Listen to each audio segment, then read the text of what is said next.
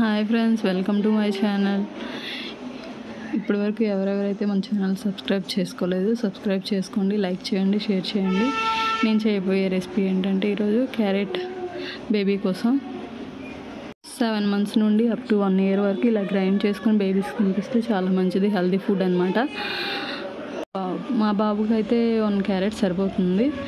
దాన్ని పీల్ చేసుకొని మొత్తం అంతా కడిగేసుకొని ముక్కలుగా కట్ చేసుకోండి.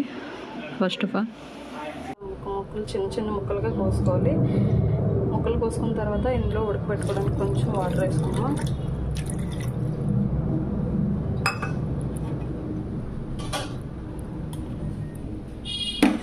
పెట్టేసుకొని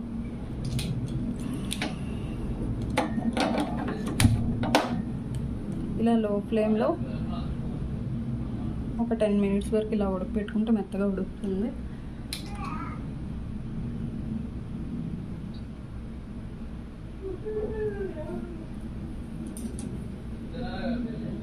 చూసారు కదా గైస్, ఇప్పుడేమో ఇది ఉడికిందో లేదో ఇలా ప్రెస్ చేసుకొని చూస్తే తెలుస్తుంది.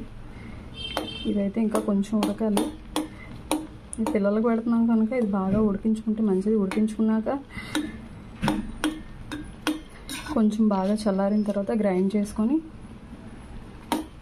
ఇందులో పాలు వేసి కొంచెం 2 మిక్స్ చేసి తినిపించేయడమే, ఇంకేం లేదు ప్రాసెస్ ఇందులో.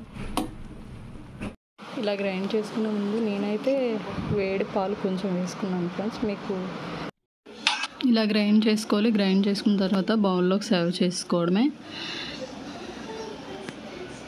స్మాష్ చేసుకుంటే మాత్రం తొందరగా తినలేరు. ఇలా గ్రైండ్ చేసుకుంటే పిల్లలు తొందరగా తినేస్తారు. మావాడు మాత్రం యాపిల్ మాత్రం తింటాడు మంచిగానే. క్యారెట్ దగ్గరికి వచ్చేసరికి ఇంకా ముందు ఆకలి బాగా ఉండేటప్పుడు బాగానే తింటాడు, 2 స్పూన్లు బాగానే.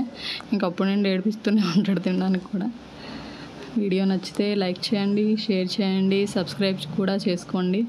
ఇంకెవరైతే మన ఛానల్ సబ్స్క్రైబ్ చేసుకోలేదో సబ్స్క్రైబ్ చేసుకోండి. Thank you all.